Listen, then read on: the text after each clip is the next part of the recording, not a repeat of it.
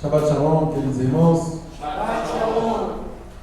Queridos, quinta porção de estudo Parashá Hayei Sarah, que significa a vida de Sara. E o primeiro questionamento que todos fazem, por que uma Parashá que tem o nome da vida de Sara começa noticiando a sua morte? Então nós veremos isso a partir de agora. Está em Bereshit de Gênesis, capítulo 23, a partir do verso 1 até o capítulo 25, verso 18. Temos Haftarah, referência nos profetas em 1 Reis 1 a 31, e referência na Brit Hadashah, vulgo Novo Testamento, 1 Coríntios, capítulo 15, versos 50 a 57, dentre outros. Queridos, capítulo 23, verso 1 e 2 diz assim: E foi a vida de Sara 127 anos, estes foram os anos da vida de Sara. E morreu Sara em Kiriat Arba, que é Hebron, na terra de Canaã. E veio Abraão lamentar Sara e chorar por ela. Bom, Sara teve Isaac com quantos anos? 90 anos. Ela morreu com 127. Quantos anos depois? 37. Qual é a idade de Isaac? 37 anos. Todos os estudiosos falam que a morte de Sara ocorreu imediatamente após o retorno de Abraão da Akedah, da amarração, do sacrifício que ele, no coração, ele fez em relação a Isaac, porque estava atendendo a um comando do Eterno. E aí, queridos, de cara, assim, de pronto, nós pensamos, mais uma vez, meditando na Emuná, o conceito de Emuná, no sentido de confiança e fidelidade, ele é nos trazido por meio de Abraão. Abraão teve isso muito bem internalizado e, obviamente, isso é escrito para o nosso exemplo. Quando Yeshua fala ele repudia os estudiosos que se diziam filhos de Abraão, ele está comunicando o quê? Ou estava comunicando o quê? Bom, se é filho de Abraão, pratique as obras de Abraão. Abraão foi fiel do princípio ao fim. Abraão não titubeava, eu já falei isso aqui em outras porções, ele era proativo, ele queria fazer a vontade do Eterno acima de todas as coisas. Então, o primeiro princípio prático para nós, mais uma vez, é o óbvio: priorizar o reino. Simples, parece simples, mas se formos testados assim como Abraão foi, será que nós efetivamente estamos dispostos a abrir mão do nosso conforto, da nossa família, dos nossos bens para servir ao Eterno? O Eterno tem um padrão, gente, já estabelecido. Então nós escolhemos servi-lo. E à medida que escolhemos servi-lo, nós temos que fazer exatamente aquilo que está escrito para que nós façamos. E Yeshua é o nosso modelo. Yeshua nos mostra como agradar o Pai. Só existe uma forma de agradar o Pai: é depender dele para todas as coisas. Quando Yeshua declara: eu não vim fazer a minha vontade, senão a vontade daquele que me enviou, nós temos que nos colocar no lugar de Yeshua e declarar isso: eu não vim fazer a minha vontade, e sim a vontade daquele que me enviou. O Eterno nos proporciona estarmos hoje aqui reunidos, congregando, atendendo a santa convocação. E estas são santas convocações. Olha aí os desigrejados, mais uma vez, como que justificam a santa convocação. Santas, e essas são as minhas festas, santas convocações. A primeira delas é o Shabbat. No Tanakh está repleto de comandos normativos, diga-se mandamentos, no sentido de congregai-vos. Congregai-vos, congregai-vos, congregai-vos. E o Eterno trabalha o conceito de corpo na Torá o tempo todo. E Paulo vem, devidamente orientado por Yeshua lá na frente, ele vem e ele nos dá detalhes sobre o corpo. Então, quando nós, hoje olhando a vida de Sara, e foi a vida de Sara 127 anos. E aqui diz o seguinte: e veio Abraão lamentar Sara e chorar por ela. Como já disse, os estudiosos falam que isso foi imediatamente ao sacrifício. Então eu falava de confiança. E aqui Abraão se depara com um quadro agora de perda, uma perda irreparável, sem dúvida alguma. Não é? Mas ele estava ali para cumprir a vontade do Eterno. E nós percebemos que ele segue fazendo a vontade do Eterno. Versos 3 e 4. Depois se levantou Abraão diante da sua morte e falou aos filhos de Et, dizendo: estrangeiro e peregrino sou entre vós. Dai-me. Fecha a porta, por gentileza. Dai-me possessão. Pega ele aqui. Dai-me possessão da sepultura convosco, para que eu sepulte a minha morte, a minha morta de diante da minha face. Queridos, eu quero enfatizar o seguinte: a primeira coisa, sepultar o morto. Já falei isso aqui em outros estudos. O sepultar aí, nós somos pó e nós saímos da terra e devemos voltar para a terra. Então isso é um mandamento de sepultamento, não um mandamento de cremação ou nada semelhante.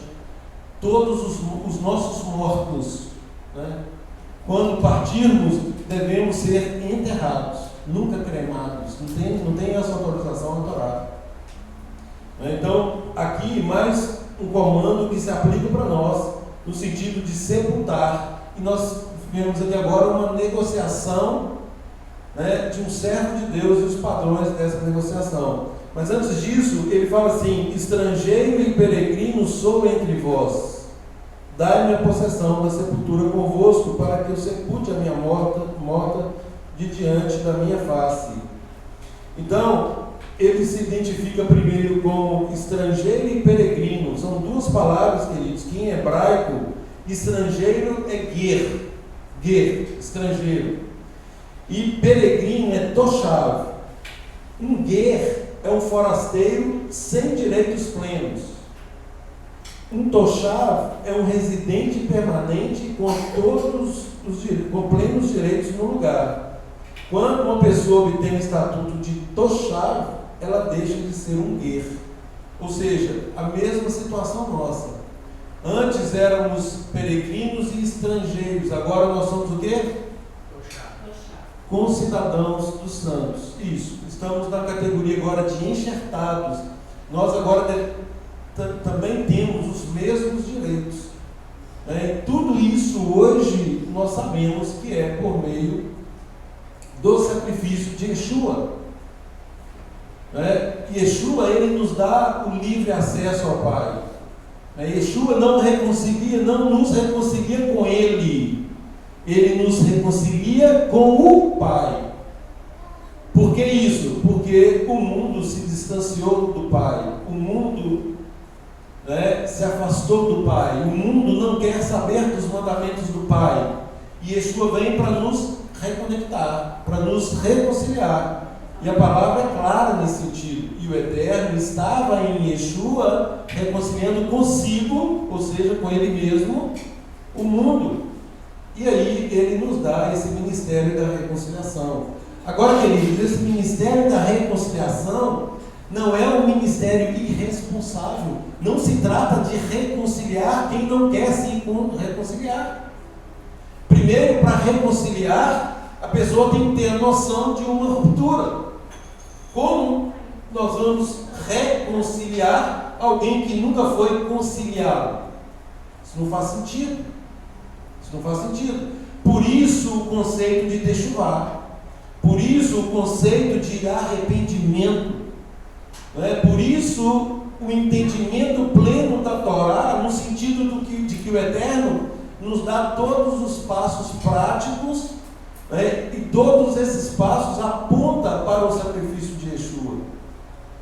E hoje nós temos o olhar perfeito, completo, desde a Torá até o último livro da Brit HaKashá, nos dá segurança plena de que essa promessa que ele fez para Abraão, de que ele fez para Sara, ele está cumprindo e vai concluir esse cumprimento em Yeshua na vida de todos aqueles que querem se reconciliar. Então é importante, porque muitas vezes nós ficamos quebrando cabeça, achando que nós temos responsabilidade de salvar o mundo todo. Não é assim. Nós temos que ser sal, nós temos que ser luz, nós temos que lançar a palavra. Agora, isso num contexto de responsabilidade de fazer discípulo. Yeshua nos dá uma ordem clara: ide, fazer discípulos. Fazer discípulos é ensinar tudo aquilo que ele nos ordenou. Isso é fazer discípulo. Não se trata de simplesmente fazer apelos e a pessoa diz que aceitou e depois fica aí por aí, se dizendo membro de alguma coisa sem congregar e sem fazer absolutamente nada para isso. Isso não existe, não tem superdano, não tem autorização bíblica, não tem fundamento bíblico para isso. Então, queridos, em Efésios 2,19 fala desse verso que eu mencionei. Então, nós já não somos estrangeiros nem forasteiros, mas concidadãos dos santos e da família de Elohim. Abraão, quando começa essa negociação, o que ele tinha em mente? Esse é o primeiro negócio jurídico apontado aqui em termos de aquisição de terra, atendendo inclusive a promessa do Eterno de dar toda aquela terra para ele. Porque às vezes a pessoa pensa assim: ora, mas o Eterno falou que tudo aquilo seria dele. Agora ele está comprando? Olha, mas espera aí, quem deu os recursos para ele? O Eterno nos dá recursos para cumprir os seus próprios propósitos. E muitas vezes nós queremos que a coisa caia do céu. Não funciona dessa forma. O Eterno ele nos abençoa para que cumpramos o propósito. Se está ao nosso alcance fazer, não vamos fazer. Vamos fazer, não tem que esperar. É o que Abraão fez aqui. E o princípio da negociação era o preço justo. Foi dito aqui que Et oferece a terra para ele como presente. Ele falou assim: não quero como presente, eu quero comprar. Eu quero pagar por isso. É aquela coisa também de que quando se aceita um favor, muitas vezes, fora de um contexto bíblico, fora de um contexto da Torá, esse favor acaba ficando muito mais caro para aquele que recebe o favor. Então, é importante que nós tenhamos esse senso de justiça e cumpramos com aquilo que está ao nosso alcance cumprir. E, sobretudo, deixando as coisas bem claras. Às vezes nós fazemos isso, a gente acaba por amizade ou outra coisa, as coisas não ficam claras, e muitas vezes nós temos o sentimento de que fomos injustos, ou pode ter o sentimento também contrário. Tudo isso pela falta de clareza que a Torá nos determina. E o que Abraão fez foi exatamente isso. Vamos fazer um negócio claro, tão claro que ele convoca até testemunhas.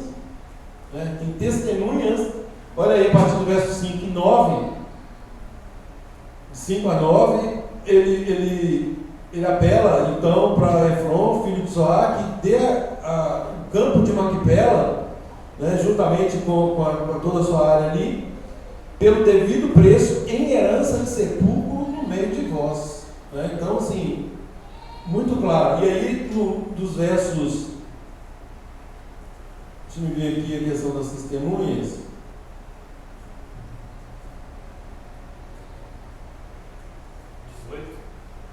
Verso 18: se confirmaram por posse a Abraão na presença dos filhos de Et, de todos os que entravam pela porta da sua cidade. Ou seja, um negócio jurídico perfeito, para ninguém falar depois contra Abraão, para falar que Abraão usurpou, de que na verdade ele se deixou vender ou algo semelhante. Ele pagou o preço justo, aliás, não preço justo, Nós sabemos, na verdade, que isso aqui foi super valorizado. Aproveitou a boa fé de Abraão e a necessidade, o momento que ele estava passando, para colocar um preço muito acima do que efetivamente valia. Pois não? Eu fico imaginando agora essa guerra lá, se Abraão tivesse recebido de presente, ele chegou lá pedindo esmola, fez uma esmola para ele, né? E agora está se achando dono da terra, né? Pagou bem acima disso. Gente, os comentaristas falam o seguinte, que um salário anual da época, o salário anual era entre 6 e 8 ciclos de prata. O salário anual, ele pagou 400 ciclos.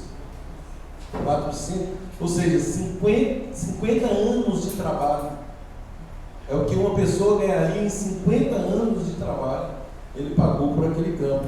E todos são unânimes em falar que foi um preço extremamente exagerado. De fato, aproveitou-se ali da situação, da vulnerabilidade do momento. E aí, queridos, nós temos então que Abraão consuma, ele sepulta Sara ali, e verso 19 e 20: sepultou Abraão Sara sua mulher na cova do campo de Maquipela, em frente de Man, que é Hebron, na terra de Canaã. Assim o campo e a cova que nele estava foram confirmados a Abraão pelos filhos de Et em possessão de sepultura. É o que a Maria Lúcia falou, esse conflito hoje está lá, porque o conflito ainda é um conflito territorial. E nós sabemos que toda aquela área foi prometida ao nosso povo, foi prometida para Abraão, para a sua descendência.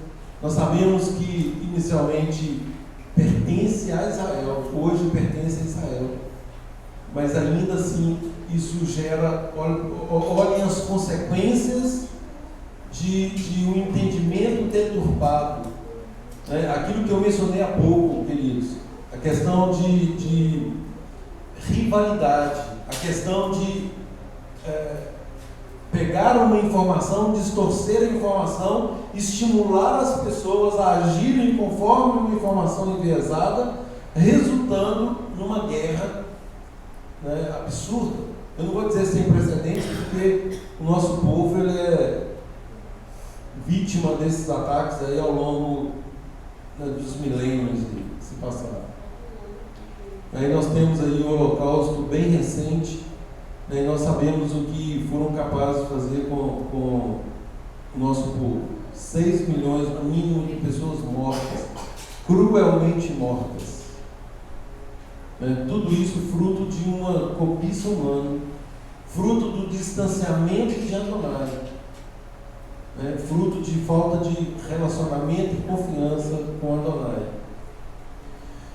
Queridos, no capítulo 24, Abraão manda o seu servo Eliezer buscar uma mulher para Isaac. E aí, logo após a ida de Eliezer, nós temos o encontro de Rebeca, depois o casamento de Isaac e Rebeca, que se consuma. No capítulo 25, nós temos aqui o casamento, ou a união de Abraão e Quetura, a morte de Abraão e o seu sepultamento, terminando no verso 18. O que eu quero enfatizar no capítulo 24? Queridos, Abraão recebe uma ordem do Eterno muito clara.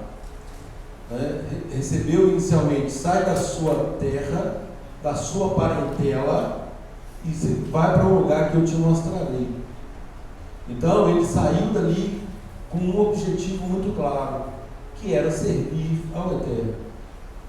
E aqui agora nós temos, no capítulo 24, era Abraão já idoso, verso 1, bem avançado em anos, e Adonai em tudo o havia abençoado. Disse Abraão ao seu mais antigo servo da casa, que governava tudo o que possuía. Veja bem a confiança também que Abraão depositava nesse servo.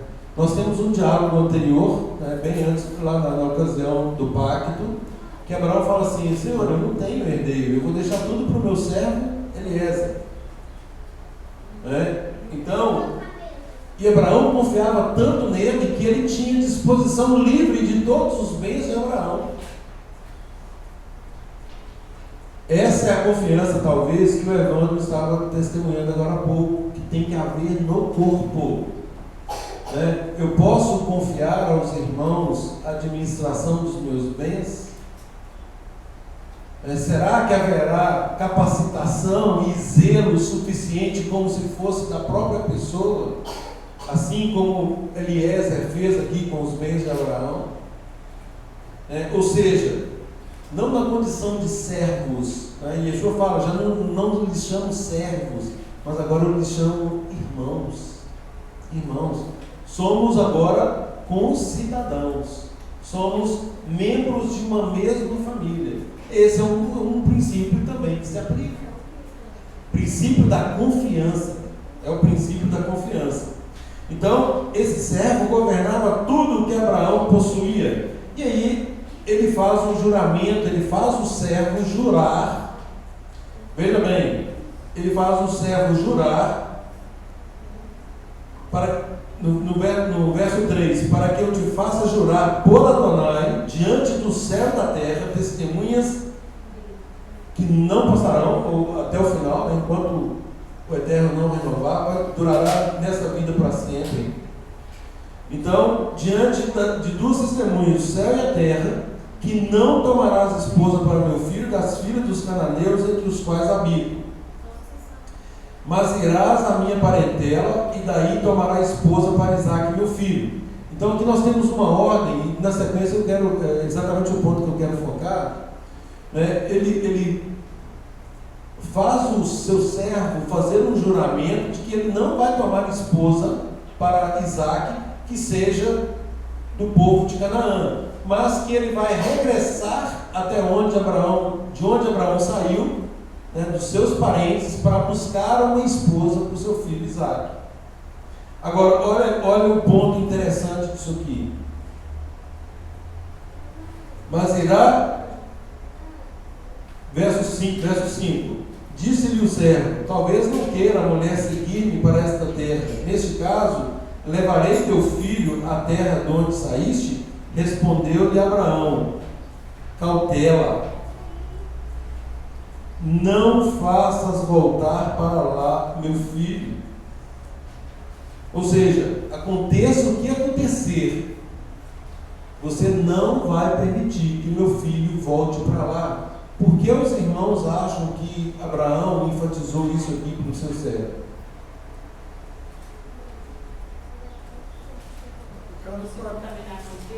Contaminação, né? Outro meio, né? Não apenas. Idolatria. Porque em 7 começou ver os últimos, né? Não, mas a pergunta aqui é: por que Abraão foi categórico ao determinar ao seu servo que em nenhuma hipótese, sem exceção, inclusive ele fala aqui o seguinte: se ela não quiser vir, você fica desobrigado e tal, mas em nenhuma hipótese você permita que meu filho volte para lá. Para conquistar a terra, Deus já tinha dado para ele lá onde ele estava. Deu a ordem para sair lá. Eu já tinha esperado ele da casa do pai dele. Exatamente isso aí. Todas essas respostas, para cumprimento da promessa que o Eterno tinha feito a Abraão. Agora, muito mais do que isso, a fidelidade de Abraão no sentido de ordenar a sua casa. Então, aquilo que ele cumpriu a ordem de sair, jamais poderia regressar para lá. Por quê? Porque a promessa estava em Isaque. A promessa estava em Isaque. O Eterno foi muito claro com Abraão, por meio do seu descendente, por meio de Isaque, aliás, virá o descendente. Então, em Isaque é que é feita a promessa. Por isso ele é o filho da promessa. Então, em nenhuma hipótese seria um retrocesso terrível. O Eterno tira Abraão de lá, agora o filho volta de onde Abraão vai começar tudo de novo. Isso pode se aplicar na nossa vida, né? Porque nós estamos fazendo enxugar, nossos filhos também precisam da sequência. Exatamente isso aí. Era o próximo ponto. Qual é a aplicação prática disso para nós? E é exatamente isso. Ontem eu falava com o Josley acerca acerca dos nossos filhos. Queridos, olhem para os seus filhos e pensem da seguinte maneira, né? Os meus filhos têm condições de cuidar de uma congregação, eles serão fiéis na proclamação da Torá, eles vão ter a capacitação de ensinar a Torá, de cuidar de vidas, de alinhar vidas, de retificar vidas e conduzi-las no caminho de justiça? Né? Essa é a pergunta que tem que ficar latente na mente de cada pai, até formar isso no filho. Até formar isso no filho. Essa é a ordem que o Eterno nos dá. Shema Israel, Adonai Eloheinu, Adonai Echad. Né? E aí ele começa falando que nós temos a obrigação de inculcar na mente dos nossos filhos todas as promessas dele, todos os mandamentos dele. Os mandamentos, eles têm consequências, nós temos que ensinar isso para os nossos filhos. Nós não podemos ser pais frouxos, nós temos que ser pais responsáveis, amar acima de todas as coisas, gente. O Eterno, a palavra é clara, fala que o Eterno só disciplina quem ama. E tem gente que acha que disciplina é castigo, que vê isso como um ato ruim. Não, disciplina é um ato de amor, porque objetiva a retificação. Isso é um ato de amor. Isaac, quando vai aqui acompanhando Abraão, ele estava plenamente consciente daquilo que ele estava fazendo. Não houve em nenhum momento oposição. Imaginem os seus filhos hoje, se vocês derem uma ordem, né, eles farão algo aparentemente terrível, né, confiando que o Eterno vai cumprir os planos da vida deles. Interessante que quando Abraão subir com Isaac, ele fala com os seus servos: eu e o meu filho nós vamos, e daqui a pouco nós retornaremos. E aí a palavra fala o quê? Que ele pegou a lenha e deu para Isaac carregar. Isaac carregava toda a lenha. Não se trata de um menino, né? Já falei sobre isso. Não é uma criança, é um adulto, é um homem. E aliás ele usa a expressão rapaz aqui em relação aos seus servos. Eu e o meu rapaz, né? Então assim, já era adulto, e nós sabemos aqui pelas contas que ele tinha em torno de 37 anos. Então uma pessoa plenamente consciente e que já tinha na sua mente inculcado os princípios do pai, é óbvio, né? Porque essa foi a condição, Gênesis 18:19, do Eterno ter escolhido Abraão, né? Ele escolheu para que ele ordene a si e a sua casa depois dele. Então Isaac, ele recebeu todo o ensino do pai, a mesma confiança que estava no pai foi passada para o filho. E isto é o que nós devemos fazer em relação à nossa prole.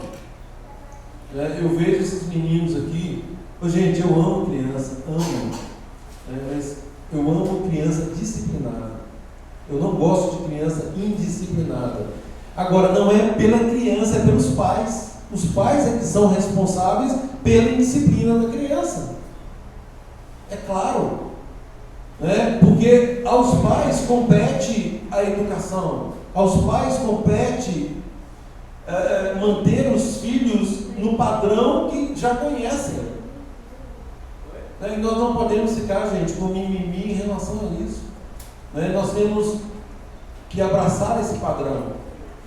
O padrão de respeito. Primeira coisa, o filho honra o pai e honra a mãe. O filho nunca pode levantar a mão para o pai nem para a mãe. Nunca. Isso é um erro terrível, permitir que isso aconteça, sobretudo no nosso meio. Nunca. Deve ser imediatamente repreendido para que não aconteça isso novamente. E ensinar o filho a honrar o pai e honrar a mãe. E o pai que ama o filho, ele disciplina o filho, isso está na palavra. Fala, qual filho que o pai não repreende? Se ele não repreende, é porque ele não é filho, é bastardo, ou seja, deixa para lá. Um pai que não ama, deixa o filho à deriva, sem norte. Então, gente, é o perigo da educação de hoje. E mais uma vez, influenciados pelo sistema do mundo, influenciados por uma mídia totalmente corrupta, cujo objetivo é satisfazer uma mente maligna que está por trás para derrubar as famílias e acabar com esses conceitos medievais, segundo eles. Então, quando nós falamos que nós servimos ao Deus de Abraão, de Isaac e de Jacó, isso para muitos, isso deve ser totalmente destruído. É isso que os poderosos deste mundo querem, acabar com esses valores, causar uma balbúrdia geral, uma insurgência geral, onde a anomia impere, ou seja, nada de normas. A educação aí de escolas é assim, deixa a criança livre, ela precisa se autodescobrir. Gente, isso não existe. Nós fomos feitos com uma estrutura e nós precisamos de normas. Eu já falei, foi feito um estudo nos Estados Unidos. Separaram um grupo de outro e deixaram um determinado grupo totalmente anônimo, sem normas. Vocês são livres, façam o que vocês quiserem. Dotaram eles de recursos, dinheiro, comprava o que queria, comia o que queria, fazia o que queria na vida. E o governo bancando essa pesquisa. Qual é o resultado de um povo sem norma? Suicídio geral. Morreram, se suicidaram, não deram conta. Pessoas sem limites. Então, quando ouvimos falar muitas vezes em suicídio e vamos perscrutar, investigar, nós descobrimos exatamente isso. Pessoas que não são adstritas a normas, não querem se sujeitar a nada. Nós já sabemos a dificuldade de sujeição. A nossa carne, ela não quer se sujeitar a nada mesmo. Agora, para aqueles que aderem a esse pacto, que se inserem ou se autodeclaram como filhos de Abraão, não tem alternativa. Não tem alternativa. Se não mergulharem nesse pacto e obedecerem tal qual a Torá nos ensina para obedecer. Então, gente, esse é o padrão. Então, quando fala que não olhe para trás, não deixe meu filho regressar em nenhuma hipótese. Ou seja, nós vamos daqui para frente. Foi o que o Josué falou. Nós já caminhamos até aqui, não podemos regredir.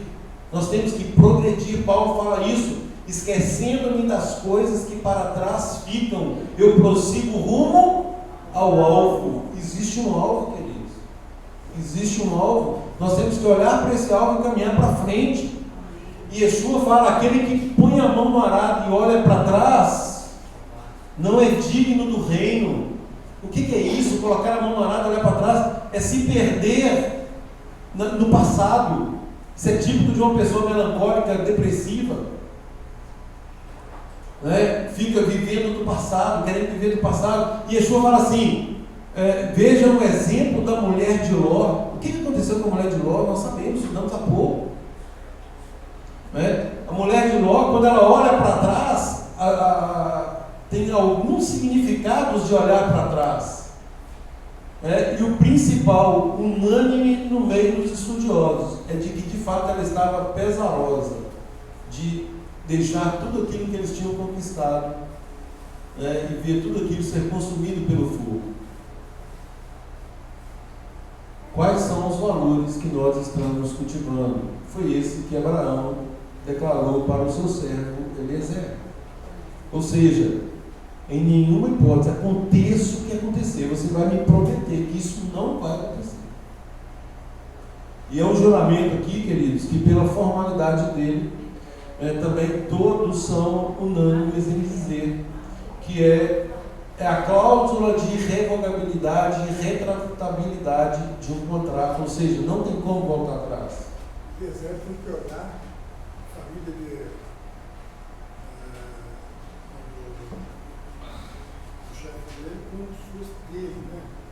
Tem o mesmo amor que o chefe ele tem que ver a vontade de Abraão e cumprir a vontade de Abraão à risca. Né? Entender qual era a vontade de Abraão, por que Abraão fazia aquilo, e ele deixa claro na conversa com a família, né, de Rebeca. Ele fala que o Eterno tem abençoado Abraão, o abençoou sobremodo e tal, e que mandou que ele fosse lá. Agora, o mais interessante dessa história, queridos, é o teste. E aí eu chamo a atenção para duas coisas: o que Eliezer faz em relação ao Eterno. Veja bem, para que ordene a si e a sua casa depois dele, ou seja, o servo Eliezer, não vou ficar repetindo isso toda hora, ele servia ao Deus de Abraão. Por que ele servia? Ele faz uma oração livre, espontânea. Não é uma oração decorada, não é uma oração constante de um sidur. E aí, queridos, eu não estou condenando o sidur. O sidur, ele é um norte, ele pode ser utilizado como um norte, mas nunca como algo decorado, como um ritual a se cumprir. Então ele é um norte para que nós desenvolvamos o nosso relacionamento com o Eterno. Nós precisamos crescer nisso. E aqui nós vemos o quê? Uma oração espontânea de um servo que, antes dele terminar de orar, fato que aconteceu com poucos, as escrituras registram isso em número muito baixo, antes de terminar de falar, a oração já estava sendo respondida, ou seja, uma oração sincera, uma oração em cumprimento à ordem que ele havia recebido do seu patrão, né, Abraão. E aí o Eterno responde a essa oração. E outra coisa são a riqueza de detalhes que ele expõe para o Eterno. Olha, Eterno, se for esta a mulher que o Senhor escolherá para ser esposa da filha do meu Senhor, né, que ela faça isso, isso e isso. E aí, queridos, mais uma vez, né, a atitude de Rebeca em relação a atender de forma voluntária, espontânea, muito além de qualquer expectativa, a oração de Eliezer. E aí, eu chamo a atenção, eu sempre vivo falando isso aqui, com relação à proatividade, com relação a fazermos as coisas para Deus, e não pensar que estamos fazendo para o nosso chefe. Para quem tem um chefe assim, não, porque meu chefe é isso, meu chefe é aquilo, ele explora, não sei o que, não sei o que, não sei o que. Não interessa. Nós temos que fazer o que estivermos fazendo como sendo para Adonai. E aí, qual foi a surpresa de Eliezer? Exatamente isso. Ela fez muito além, né, no sentido de ela fez conforme o pedido dele, mas era uma conduta muito além de se exigir de uma pessoa estranha. Estava ali num contexto estranho. Se ele desse água para um servo, pegasse um pouquinho de água para os camelos, para muitos isso já seria mais do que suficiente. O que essa pessoa está pensando? Será que ela queria que eu tirasse água para 10 camelos? Quantos litros de água um camelo consome? E aí nós temos estudiosos que falam que é de 50 até 130 litros. Ou seja, vamos partir do mínimo, eram 10 camelos, já teria que tirar, ela tirou no mínimo 500 litros de água de um poço. Será que nós, se aparecesse alguém necessitando da nossa ajuda, nós teríamos essa disposição de servir essa pessoa integralmente? Água para ele, água para os camelos. Ou seja, qual é o seu problema? E ajudar essa pessoa de forma extensiva para que tenha todo o problema resolvido? Ou nós vamos fazer um paliativo ali e ignorar todo o resto? Então é algo que se extrai dessa porção, essa disposição em servir, e muito mais do que isso, a consciência de que nós fazemos para Adonai. Aquilo que nós fazemos para Adonai, nós temos que esgotar aquilo que podemos fazer e fazer da melhor forma possível. A reflexão que fica, quantos de nós temos um dom, um amigo, como Eliezer, né? Possamos confiar nele dessa forma. Exatamente. Será que também Deus falou com ela assim, olha, a sua bênção está aí. Certamente ela já orava a Deus pedindo um esposo, né? E aí ela já falou, deixa eu fazer aqui. Porque eu tive uma experiência semelhante assim, você lembra, não de alimentar camelos, eu até te contei em relação a você, nosso casamento, em uma situação parecida, que até falou no meu coração, ele vai por aqui, ó. Esse é o homem que eu escolhi com você. Então, pode ter tido alguma coisa assim para a Rebeca também. Como é que é a frase? Aquela frase, como é a frase? Ganzu? Ganzu Letová. Ganzu Letová, o que significa? Tem um bem escondido aí. Nesse trabalho todo de carregar aqui, Nessa expressão, Ganzu Letová, se traduz lá na Bíblia Hadashah, todas as coisas cooperam para o bem daqueles que amam a Deus, daqueles que são chamados segundo o seu propósito. Certamente, o Eterno ele trabalha com convergências, é óbvio, né? Ele faz convergir as coisas em favor daqueles que o servem, e o servem de todo o coração. Vejam a disposição de Eliezer ir ali e cumprir. Alguém estudou aí e cumprir toda a vontade do seu Senhor? Alguém estudou a distância que ele percorreu? Alguém teve essa curiosidade? Uns 30 dias. Sim, mas em termos de quilômetros, viajando de camelo, vocês tiveram essa curiosidade? O fato também de Abraão ter a esperança de ter algo bom, uma pérola no meio de onde ele saiu, também me chama a atenção.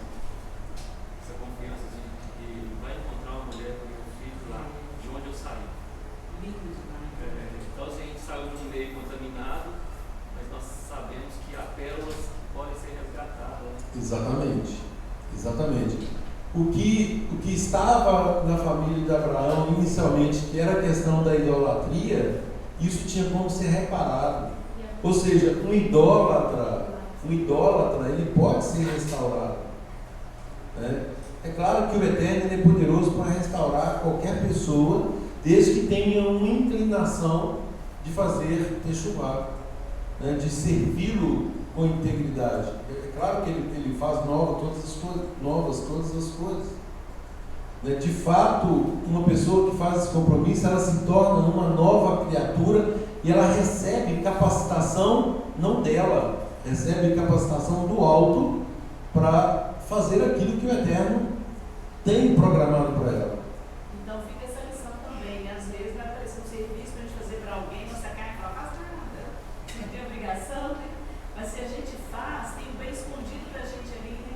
E só quem estiver disposto a servir é que vai receber, né? Como foi o caso dela, né? Exatamente. Não, exatamente uma pessoa de serviço. Uma serva, né? Exatamente. Se ela não fosse serva, ela não atenderia os padrões que já tinham sido expostos. Né? Uma oração cheia de detalhes, onde ela se cumpre integralmente. Foi uma bênção espiritual, né? Quando eles estão guiados. Exatamente. E lá no capítulo, acho que no capítulo 22, deixa eu ver aqui. Isso, no capítulo 22, no verso 23, aqui está a descendência de Naor, que está registrado o nascimento de Rebeca aqui. No versículo 20 já fala, foi dada a notícia a Abraão. Isso, pois é, exatamente, é o que eu ia dizer. Passadas essas coisas, foi dada a notícia a Abraão nesses termos. Olha aí, por que Abraão manda voltar lá? Entendeu? Olha aqui, Milca também tem dado à luz filhos a Naor, teu irmão. Uz, o primogênito, Bus, seu irmão, Quemuel, pai de Arã, Quezer, Azo, Pildas, Gidlaf e Betuel. Betuel gerou a Rebeca. Estes 8 deu à luz Milca, Naor, irmão de Abraão. Então, essas foram as notícias que chegaram a Abraão bem antes. Aqui nós estamos no capítulo 22, antes da morte de Sara. Bem antes, ela morre aqui, nós começamos aqui no capítulo 23, né? Claro, transcorreram aí alguns anos, obviamente, né? E Sara já estava com 127 anos. Então aqui ele tem notícia do nascimento, né, dos seus parentes, e é por isso que ele manda voltar lá. Agora, por quê? Uma vez que ele estava ali incutindo na mente das pessoas o monoteísmo, a servir ao Deus verdadeiro, por que ele não confiou naquelas mulheres? Não é? Pela origem, gente, pela origem. Aqui seria um jugo desigual. Seria um jugo desigual. Aquelas pessoas estavam recebendo informações, mas elas serviam, além de servir a vários outros deuses, elas estavam muito contaminadas. E Abraão não queria correr esse risco. Então você vai voltar lá nos meus parentes, ou seja, ele confiou numa estrutura familiar que, apesar de inicialmente ter ali algo para corrigir, como toda família tem, né, ele confiou que o Eterno o abençoaria Isaac por meio desse desejo dele, dessa ordem que ele deu. E igual foi dito aqui, tudo isso certamente, gente, isso é feito com muita oração e dependência. Abraão, para dar essa ordem para Eliezer, não foi algo que ele próprio deliberou por si mesmo, né? Foi com base na confiança e naquilo que ele já tinha aprendido do Eterno. Ou seja, quando nós andando de acordo com as instruções do Eterno, quando fazemos algo, aquilo que estamos fazendo, né, já está debaixo da bênção do Eterno. Nós temos que conferir exatamente se não estamos transgredindo, se não houver ali nenhuma transgressão. Por isso que Abraão faz o Eliezer jurar que não deixaria Isaac voltar, porque isso sim seria uma transgressão. Ele saiu de lá, seria incongruente que ele fizesse o filho voltar de onde ele tinha saído. Se ele faz isso, todo o plano de Deus poderia ser frustrado. Ele teve o cuidado de evitar que Isaac fosse para o Egito também, né? Na verdade, é atender o comando do Eterno no sentido de chegar onde ele tivesse que chegar. Ele tinha um destino. O hebreu chega ao destino. Pois é, exatamente. Então, esse era o objetivo.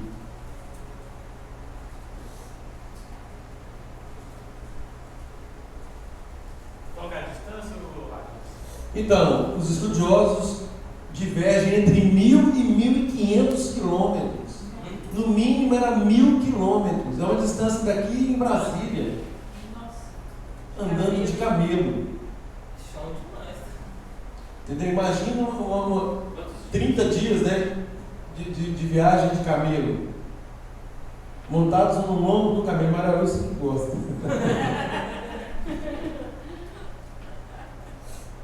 Nossa, depois conta a história. Passa no restaurante 5 estrelas para poder tomar um café. A viagem de camelo, gente, diz que era terrível. Diz, né, que era terrível. Diz que é terrível. Depois eu conto essa história.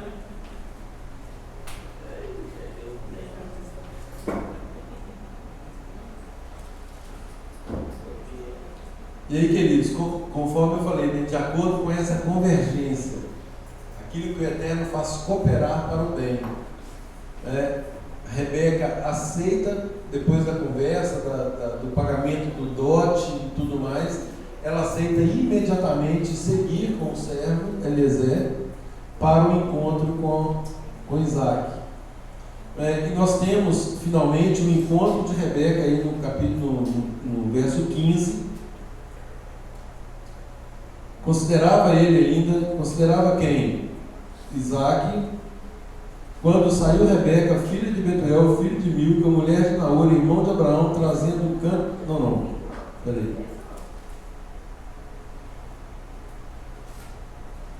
Perdão. O casamento está lá no verso 52. A partir do verso 52. A partir do verso 52, ela concorda, né, lá no verso 59, despediram a Rebeca, sua irmã e sua ama, e ao servo de Abraão, e aos seus homens. No capítulo 60, no verso 67, né, Isaac conduziu-a. 62. Ah, tá. Ora, Isaac vinha de caminho a Beer-Lael-Roi, porque habitava na terra do Negueb. Saía Isaac a meditar no campo. Esse meditar aí era um hábito que ele tinha de orar. Era o tempo que ele tinha de oração. Ao cair da tarde, erguendo os olhos, viu e eis que vinham camelos. Também Rebeca levantou os olhos e, vendo Isaac, apeou do camelo e perguntou ao servo: quem é aquele homem que vem pelo campo ao nosso encontro? É o meu senhor, respondeu. Então tomou ela o véu e se cobriu. Queridos, cobrir com o véu significa respeito à autoridade do homem. Esse é o significado do véu. A mulher, quando faz isso, ela comunica que ela tem alguém acima dela.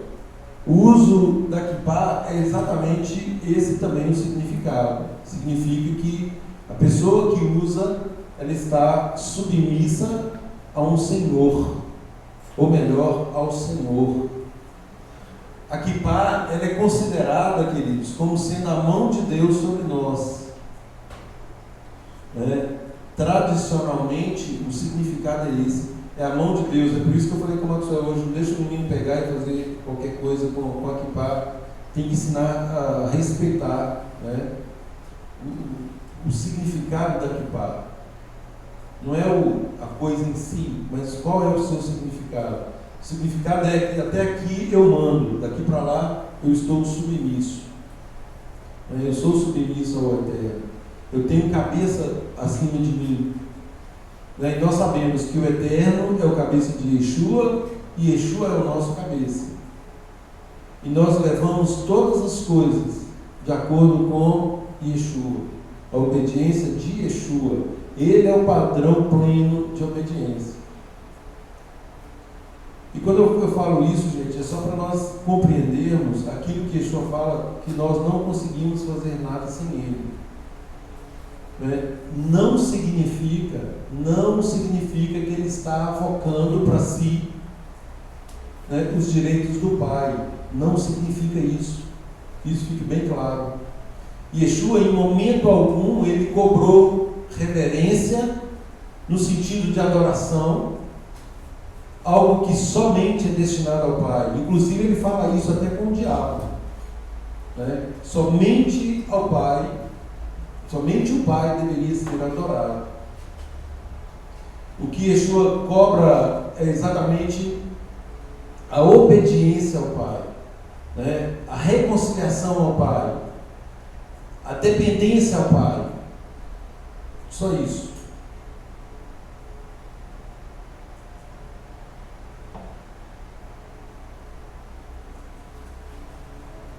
Queridos, no capítulo 25, nós temos aqui que Abraão desposa Quetura.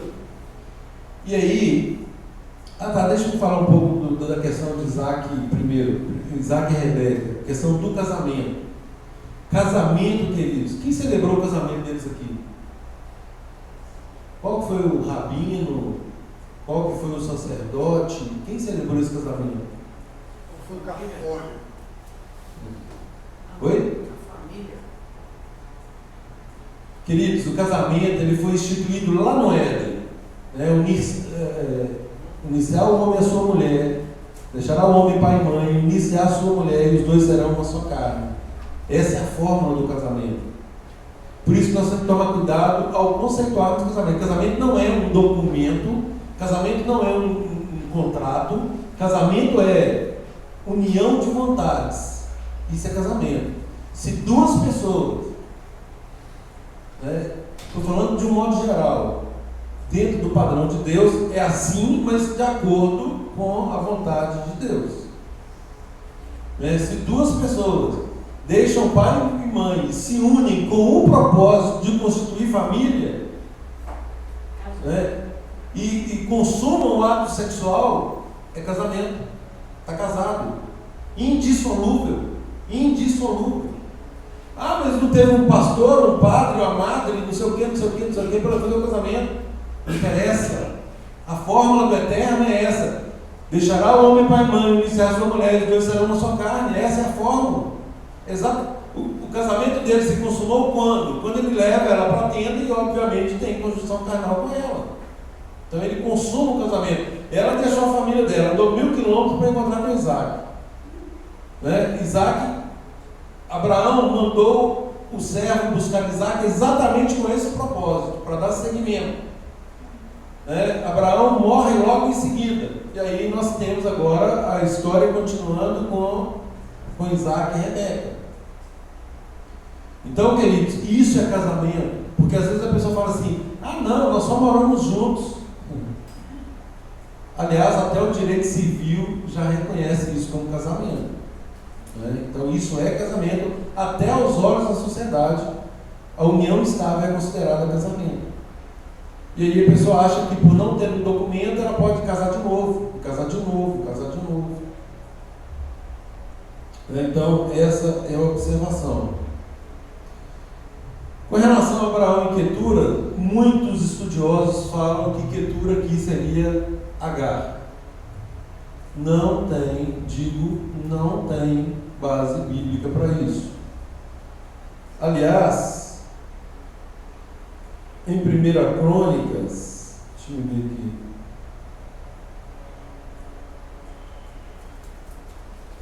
Capítulo 25. Vê se acha a referência aí, cruzada aí, remissão, Thierry, nesse da Quetura, e vê se tem remissão aí em relação a isso. Não? 1 Crônicas 1:32. Abra e leia, por favor. Quer achar por aqui?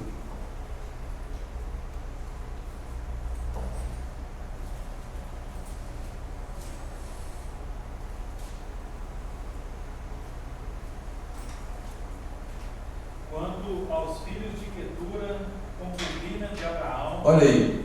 Quetura o quê? Concubina de Abraão. Esta deu à luz a Zinrã, a Joksã, a Medã, a Midian, a Isbaque e a Sua.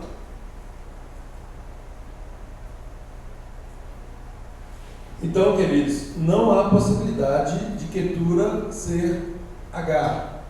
Não tem essa possibilidade. 1 Crônicas registra isso exatamente para dissipar essas dúvidas, essa dúvida, né?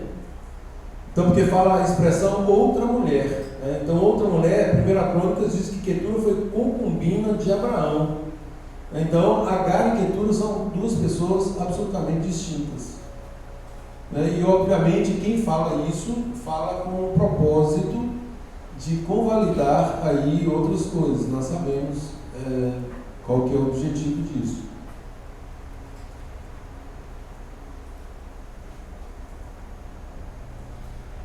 Abraão, a partir no verso 7, ele falece com quantos anos? 175 anos. Verso 9: sepultaram Isaque e Ismael, seus filhos, na caverna de Maquipela, no campo de Efron, filho de Zoar, o Eteu, fronteira Mãe, o campo que Abraão comprara aos filhos de Et. Ali foi sepultado Abraão e Sara, sua mulher. Depois da morte de Abraão, Deus abençoou Isaque, seu filho. Isaque habitava junto a Beer-Lahai-Roi. E aí nós temos registrados aqui, queridos, os descendentes de Ismael, comprovando o compromisso do Eterno em abençoar Ismael. O Eterno foi claro com Abraão: eu abençoarei Ismael, porque ele é seu filho, ele será abençoado. E aí,